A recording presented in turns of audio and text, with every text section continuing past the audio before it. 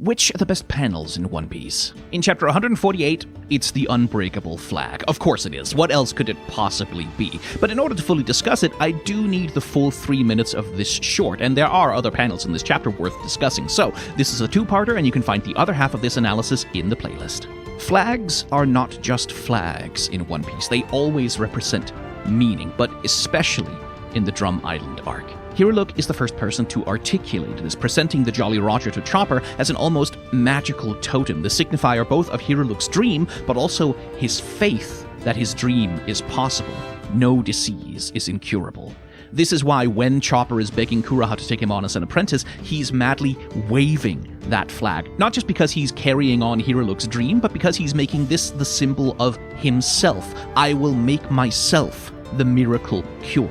Luffy continues this rhetoric. The skull and crossbones is a symbol of faith. This flag is a promise of life, which is an interesting duality, isn't it? A flag with a skull as a promise of life.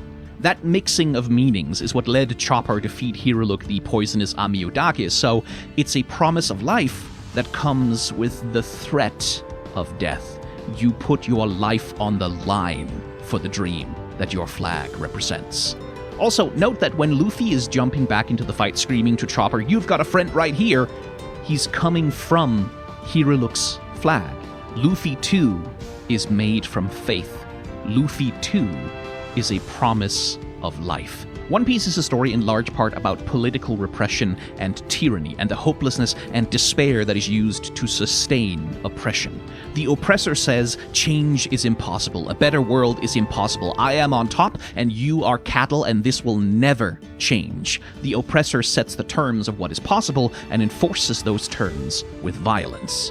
The Divine Dragons will embody this philosophy later, but Wapol has spent almost all of his screen time in Drum Island proclaiming the exact same shit. He's a king who eats his own country, parasitic scum with a superiority complex, and he is powerless to break the Jolly Roger.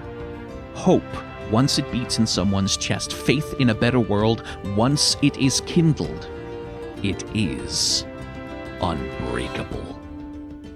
By the way, remember this moment later in One Piece when a very different flag turns out to be a lot more fragile.